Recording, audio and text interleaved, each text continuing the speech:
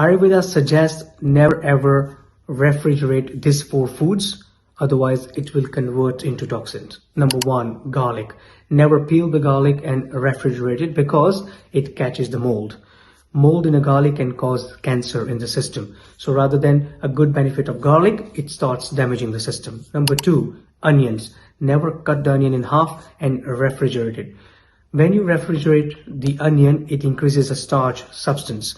High starch in the system can damage your kidneys and pancreas rather than helping you. Number three, ginger. When you peel the ginger and put it in the refrigerator, it catches the mold again. Now, high mold in ginger can cause severe kidney problems. And number four is rice. People think cooked rice keep in the fridge can help in blood sugar and cholesterol levels. That's wrong. Never ever do that. Cooked rice can catch the mold very quickly. Starch level goes very high, starts damaging your gut, pancreas, and your kidneys. Follow me for more tips.